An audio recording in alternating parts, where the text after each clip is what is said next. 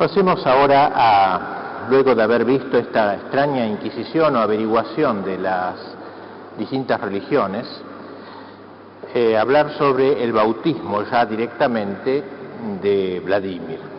Vladimir se bautizó primero él personalmente y luego acaece el bautismo de los kievianos bajo Vladimir, que fue relatado por muchos autores, pero siempre de una manera muy sumaria. Parece que se llevó a cabo con expedición y de una manera bastante militar, digamos, bastante militar.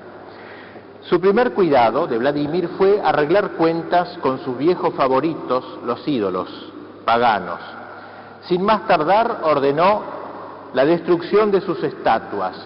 Estas debían ser arrancadas de cuajo, quemadas, fraccionadas, reducidas a migajas. Y así fueron desmontadas esas estatuas que él mismo había levantado sobre las colinas que rodean al Dnieper. Volos, dios de los animales y del comercio, fue arrojado en un río, luego Mokoj, Dagboch, Sim, etc. Y el último fue el principal, ese dios Perun.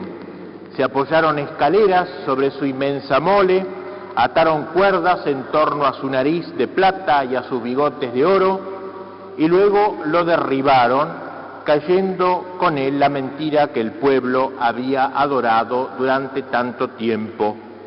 Vladimir mandó que fuera atada a la cola de un caballo y arrastrado a lo largo del río, mientras 12 hombres lo iban golpeando con mazas. Tomaron también látigos y comenzaron a golpear al impostor. «Arrójenlo al agua», gritó Vladimir. Unos 12 hombres fueron encargados de acompañar a este ídolo, a este padre de la mentira, en su navegación hasta las cataratas del Dnieper, donde debía estrellarse contra las rocas.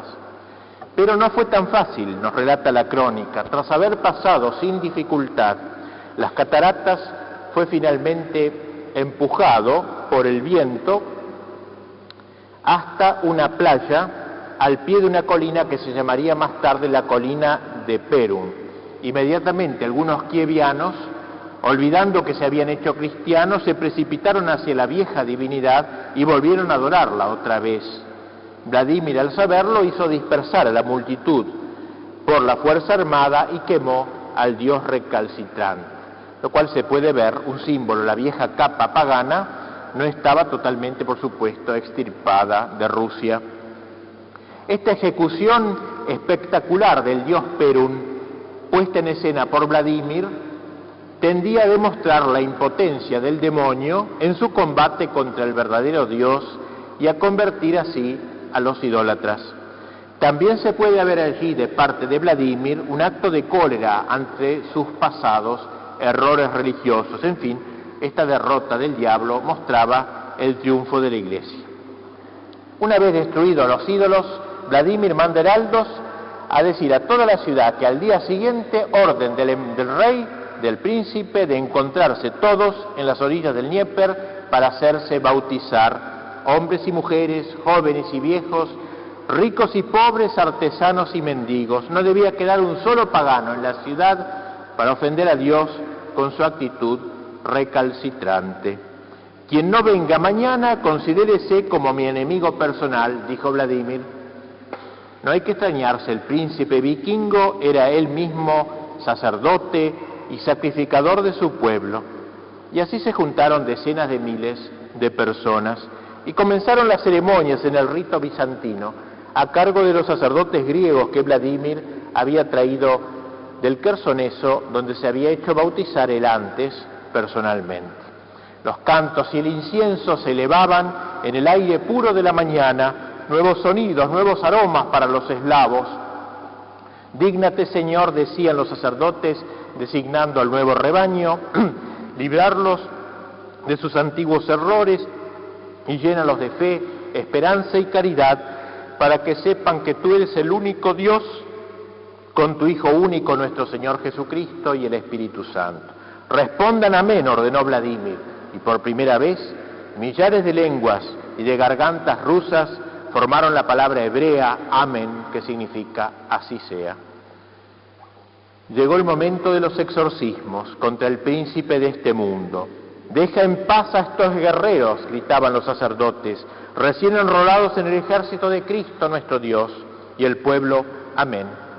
«Retírate de los que se preparan a recibir la santa iluminación», el bautismo. Y el pueblo, amén. Un obispo preguntó entonces al pueblo: «¿Renunciáis a Satanás, a sus obras y a sus ángeles, a su servicio, a su orgullo?». 3 veces repetida la pregunta, 3 veces Vladimir solo primero, hablando en nombre de su pueblo, respondió: «Renunciamos». Y el pueblo repitió tras él: «Renunciamos». Luego el obispo reiteró 3 veces: «¿Habéis renunciado a Satanás?». Y Vladimir, cual padrino de su pueblo: «Hemos renunciado». «Pues bien», dijo el obispo, «ahora respira y escupe encima». Era el viejo rito de escupir sobre Satanás. Vladimir respiró y escupió, y todos los kievianos respiraron y escupieron. «¿Os unís a Cristo?», preguntó el obispo. «Nos unimos a Cristo». «¿Estáis unidos a Cristo?». «Estamos unidos a Cristo». «¿Creéis en Él?». «Creemos en Él como Rey y como Dios». Luego de pronunciado este juramento de renuncia a Satanás y de alianza a Jesucristo, los sacerdotes se dirigieron a la vasta orilla del Dnieper y bendijeron sus aguas. 3 veces se mojaron los dedos de la mano derecha los sacerdotes en el Dnieper, trazando sobre el río el signo de la cruz, santificando el río, y el pueblo entero entró en él, unos hasta el cuello, otros hasta el pecho, mirando hacia el oriente como era costumbre. Se sumergieron 3 veces, en el nombre del Padre la primera, en el nombre del Hijo la segunda, y en el nombre del Espíritu Santo la tercera. Embargado de una profunda emoción, Vladimir dirigió su mirada hacia el cielo y, extendiendo los brazos sobre su pueblo, sobre ese pueblo que había sido suyo y que acababa de confiar a un príncipe más grande que él, pronunció esta oración: «Oh Dios, tú que has creado el cielo, la tierra, el mar y todo lo que contiene, considera a estos hombres nuevos tus siervos y haz de suerte que aprendan a conocerte, tú que eres el verdadero Dios, como te conocen las otras naciones cristianas. Manténlos en una fe verídica e inalterable y ayúdame a mí, Señor, contra el enemigo». Tal fue el bautismo del Dnieper hace 1000 años. La voz de un Dostoyevsky o de un Sergio Bulgakov a cerca de 1000 años de distancia hace aún eco a esa alegría sobrenatural que reinó en Kiev en esta fresca mañana del otoño del 988. El Papa, en su carta Euntes in Mundum para celebrar el milenio, dice que los habitantes de Kiev en este día, siguiendo las huellas de la princesa Olga y del príncipe Vladimir, fueron injertados en Cristo mediante el sacramento del bautismo. La Iglesia Ortodoxa honra a Vladimir y ama compararlo con Constantino, el emperador que se convirtió al cristianismo y tras él al pueblo romano.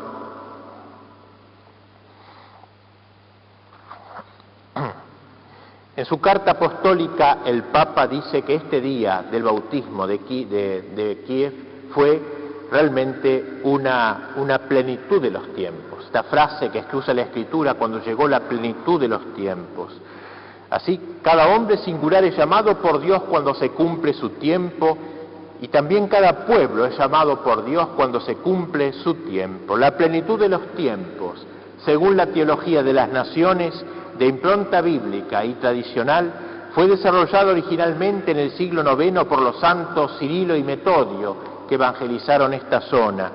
En la carta oficial que Cirilo manda al príncipe, le dice: «Para que podáis ser contados entre las grandes naciones que alaban a Dios en la propia lengua», le dice. O sea, la conversión de un pueblo es el ingreso de la nación en la cristiandad.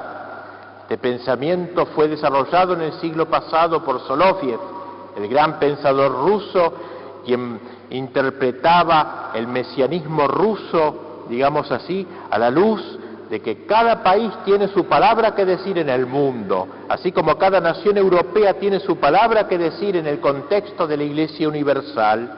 Y así Soloviev, al decir esto, no se aleja de la enseñanza de los padres griegos.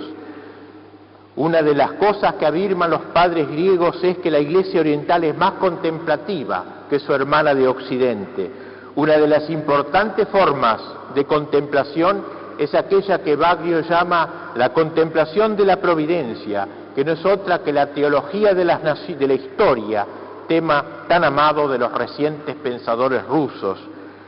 Un conocido autor bizantino del siglo XIV, Nicolás Cavasilas, interpreta el crecimiento espiritual del cristiano como un orgánico desarrollo de la gracia recibida en el bautismo a lo largo de su vida. Pues bien, de manera semejante, dice Juan Pablo II, el proceso de cristianización de una nación es un fenómeno complejo que requiere mucho tiempo. En las orillas del Dnieper, Ucrania, Rusia, nace al cristianismo. Ahí tiene la gracia del bautismo, la gracia de la nación rusa que debe desplegarse a lo largo de los siglos. ¿No es acaso lógica la pregunta que se pone Soloviev? Cuando admiramos este hecho histórico del Dnieper, nos preguntamos cuál es el pensamiento que se esconde o revela, cuál es el ideal que anima a un cuerpo tan poderoso, cuál es la palabra que el pueblo ruso deberá decir a la humanidad. Busquemos, dice Soloviev, la respuesta en las verdades eternas de la religión, porque la idea de una nación no es la que ella piensa de sí, sino la que Dios piensa de ella desde la eternidad. Estas palabras de Soloviev fueron escritas precisamente hace 100 años, en ocasión de este mismo aniversario que celebramos este año. Es interesante que también Soloviev, en este contexto, pone de relieve las circunstancias particulares del bautismo de San Vladimir, que debe iluminarnos sobre el futuro, y concluye: no está bien que el hombre esté solo. No sucede de otra manera para una nación. Hace 900 años que hemos sido bautizados los rusos por San Vladimir en nombre de la Trinidad y no el nombre de alguna unidad estéril. La idea rusa, el deber histórico de Rusia nos pide reconocernos solidarios con la familia universal de Cristo. Este es el hecho, pues. Vladimir es el nuevo Constantino, el nuevo Carlomagno, el que inserta al pueblo ruso en la cristiandad. Es cierto que el pasado de Vladimir, el pasado personal, no es demasiado edificante, que digamos. Era un gran pecador antes de bautizarse. Este príncipe tenía un verdadero harén, con no menos de 40 mujeres, fornicator inmensus e crudelis, dice un autor, fornicador inmenso y cruel. Antes de su conversión al cristianismo, fue un libertino sanguinario. Pero el hecho es que se convirtió. No solo basta con decir que tomó en sus manos la conversión de su pueblo, sino que también sabemos lo suficiente sobre la suya como para afirmar que fue el resultado de un trabajo interior que lo transformó moralmente. De hecho, la Iglesia rusa lo canonizó, es San Vladimir. No sabemos en qué fecha exacta, pero la Iglesia se hizo eco del pueblo. La Iglesia romana hizo lo propio. El Papa Urbano VIII canonizó a Vladimiro entre los santos que los católicos pueden elegir como patronos.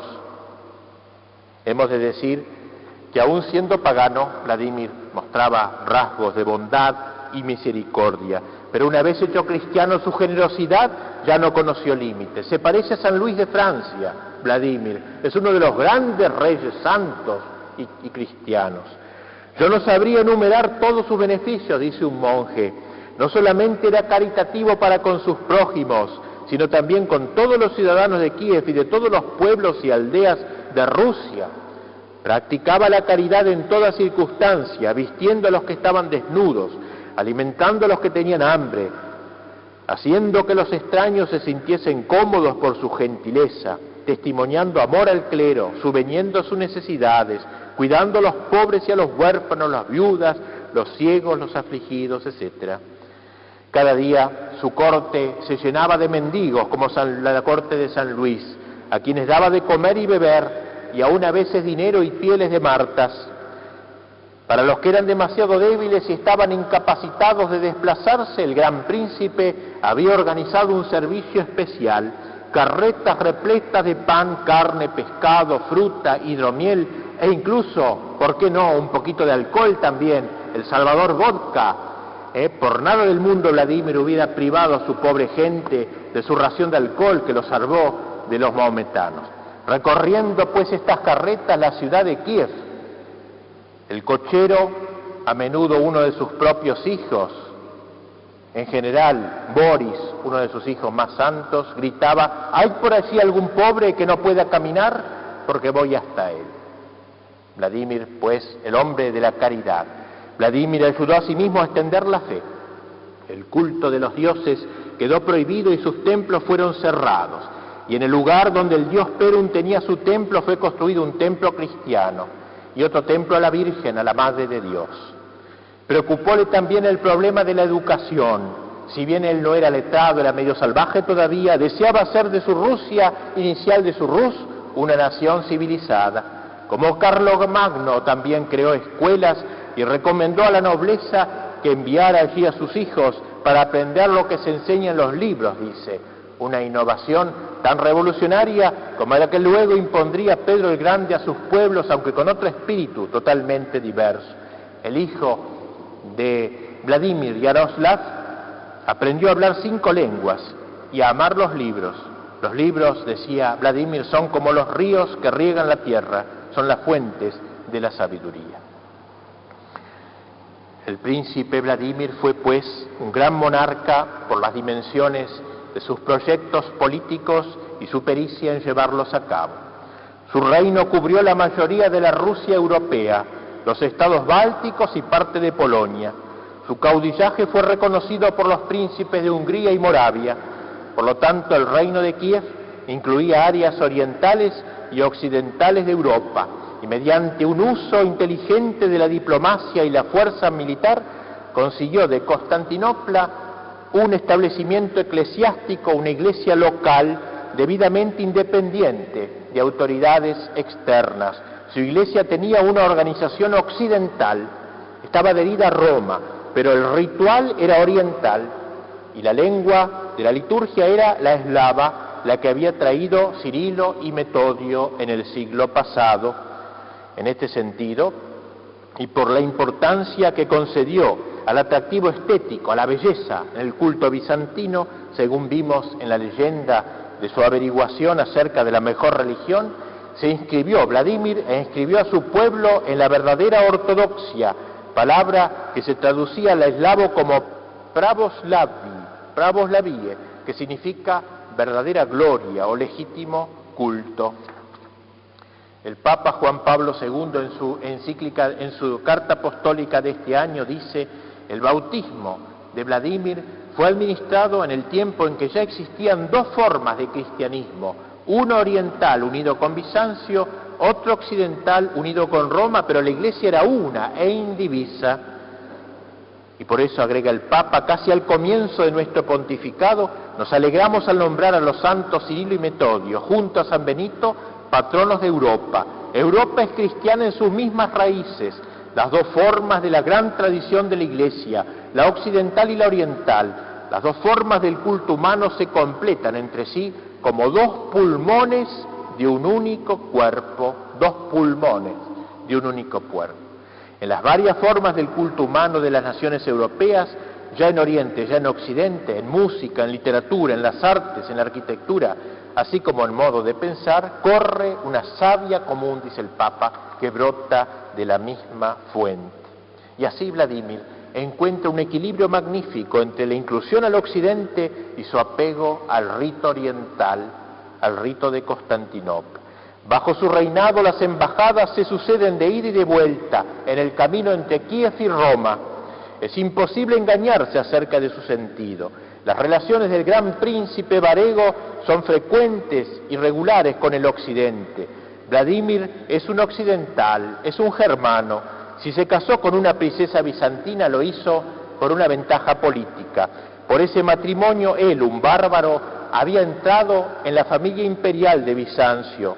Ana murió, sin embargo, en 1011 y según una teoría relativamente verosímil, se habría casado Vladimir por segunda vez nada menos que con una nieta del emperador alemán Otón II, lo cual le habría abierto las puertas de la familia imperial del Santo Imperio Romano Germánico, con lo cual él estaba íntimamente unido, pues, al Oriente y al Occidente. Es un eslabón de unión del Oriente y del Occidente todavía, gracias a Dios, no separados. Vladimir es tío de Otón III.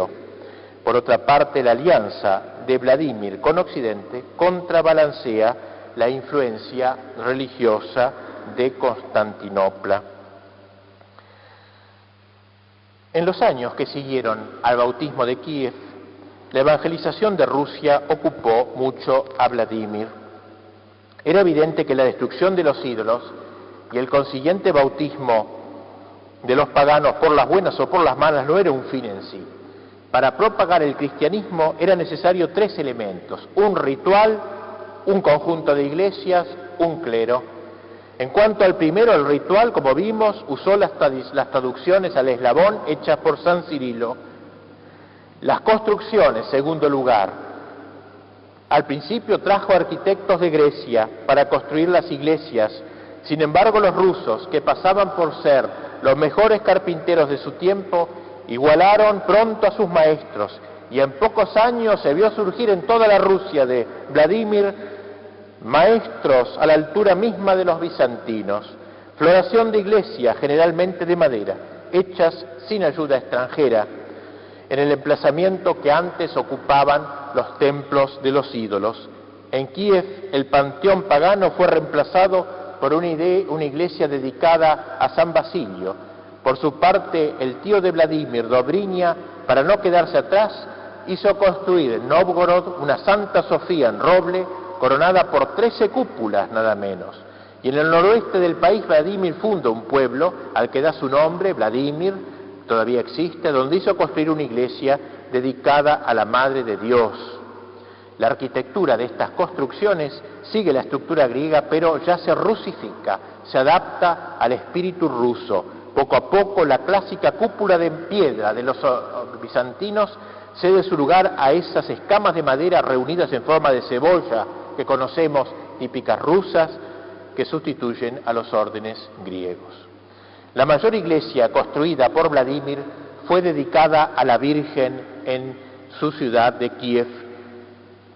Esa iglesia, desgraciadamente, fue destruida en un incendio, pero sabemos que tenía 55 metros de largo por 26 de ancho, con una cúpula central, 4 cúpulas secundarias, 20 cupulitas menores, 3 naves separadas por columnas de mármol de Mármara, paredes de piedra, de vidrio y de jaspe traídos de Crimea, un coro todo con mosaicos de mármoles multicolores, pizarra roja de los Cárpatos en las naves, y él hizo don a esta iglesia de un diezmo de sus riquezas para subvenir al sostenimiento de los sacerdotes, de los huérfanos, viudas en general, y por eso se llamó la iglesia del diezmo.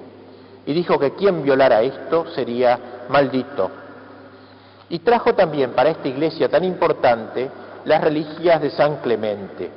El Papa fue un Papa que le mandó esas reliquias, y así leemos en la crónica: llegaron a Roma los mensajeros del Papa y le llevaron a Vladimir reliquias de los santos, sobre todo de San Clemente, confinado en Crimea, donde murió cerca de Kersón. Las reliquias de San Clemente fueron colocadas en la iglesia de los diezmos, que era la primera iglesia construida por San Vladimir. Vladimir fue sepultado en la iglesia del mártir de Cristo y Papa Clemente, en la iglesia de los diezmos. O sea, él pediría ser sepultado allí. El culto de San Clemente, llamado por la liturgia de Kiev una roca inamovible de la iglesia de Cristo, contra la cual las puertas de los infiernos no prevalecerán jamás en la tierra de la Rus por todos los tiempos, gritó Vladimir, aporta mucha luz para comprender las relaciones de Vladimir con los papas, con Roma. San Clemente Papa está sepultado en Kiev junto a Vladimir, junto al gran jefe varego. Y así, junto a las reliquias de San Clemente, depuso el cuerpo de Olga, que permanecía intacto después de su muerte, como se notó por una apertura hecha en el ataúd, y también los patronos, aunque parezca raro en esta iglesia, patrones de los pesos y medidas de la ciudad de Kiev. Este detalle es característico de una época en que la religión era la medida de todas las cosas. Y el tercer aspecto, el reclutamiento de los sacerdotes, no trajo problemas especiales. Él trajo primero sacerdotes búlgaros y de Kherson, pero ya en época de Vladimir fluyeron monasterios por todas partes, al menos enseguida de su muerte, de modo que pudo contar con un clero también propio. Es decir, él dotó a su país de todas estas cosas. Vladimiro el Grande, ante el cual nos descubrimos en este milenio del bautismo de Kiev, murió en el año 1015, hacia los 55 años. Había reinado 37 años, 11 como pagano y 26 como cristiano, sobre el país al que transformó completamente. Espiritualmente le dio una religión que iba a incorporarse tan bien a su espíritu, que ese sería el origen de lo que luego se llamaría la Santa Rusia. Geográficamente multiplicó al menos por 2 su superficie, que se extendía desde las orillas meridionales del lago Ladoga hasta las caídas del Dnieper, y desde las laderas septentrionales de los Cárpatos hasta la confluencia del río Volga y del Oka. Puso asimismo los fundamentos de una civilización auténticamente rusa, fecundada por Grecia, pero autónoma e independiente de ella. Durante el período de Kiev, Rusia alcanzó un alto nivel. Su capital fue la segunda después de Constantinopla. El sol rojo, como lo llamaron los antiguos, sol rojo. Rojo en ruso quiere decir rojo, pero también hermoso, espléndido, brillante. Así lo llamaban a Vladimir. Se convirtió en una especie de mito nacional por excelencia, así como el rey Arturo lo fue para los ingleses, Carlomagno para los franceses y Barbarroja para los alemanes. Los bardos del ciclo kieviano hacen de Vladimiro una figura central. Lo pintan a veces incluso con rasgos exóticos, pero siempre como un padre de su pueblo, lleno de majestad y benevolencia, organizando banquetes pantagruélicos con vodka abundante, dando muestras de misericordia y de benevolencia y de hospitalidad, siempre dispuesto para escuchar una buena canción o beber una copa de buen vino, preocupado por los problemas familiares de sus súbditos.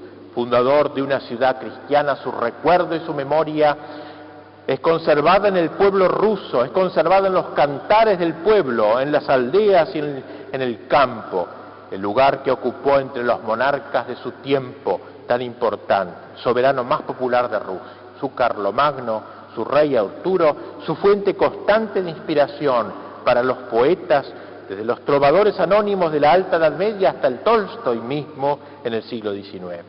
Su sobrenombre, pues, Krasnoe Solnizhko, literalmente sol rojo, sol bien amado, que el pueblo le confirió espontáneamente, irradia calor y luz, lo propio del sol.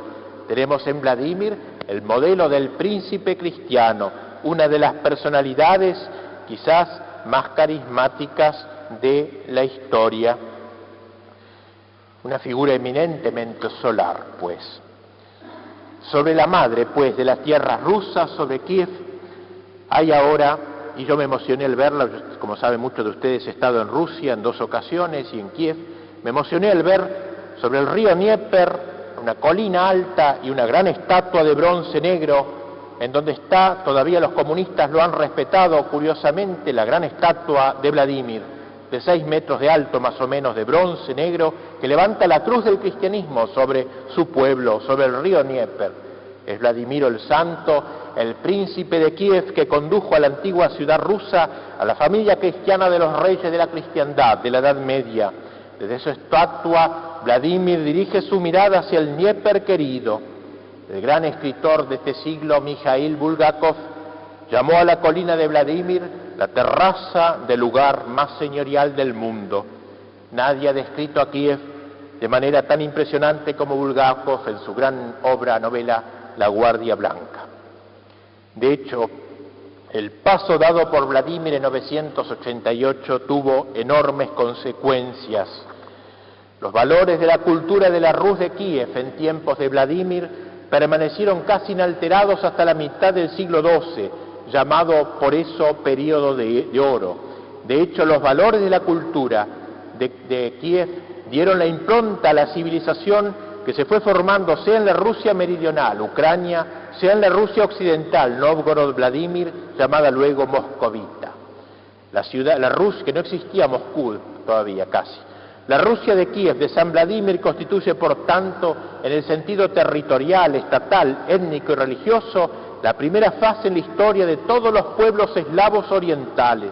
Allí toman origen tres grandes pueblos eslavos, tres naciones distintas, la rusa, la ucraniana y la bielorrusa. Es a estas tres naciones a las que Juan Pablo II se dirige ahora en este año en su documento, diciendo: nos unimos a todos los herederos del bautismo de Vladimir, en particular nos unimos a todos los queridos hijos e hijas de las naciones rusa, ucraniana, bielorrusa. Pero como dice el mismo documento, de allí se derivó el cristianismo a otros países más allá de los Urales, al Asia septentrional y hasta el Océano Pacífico, hasta el Japón y hasta Alaska llegó la fe cristiana desde el Kiev humilde de Vladimir, rey convertido.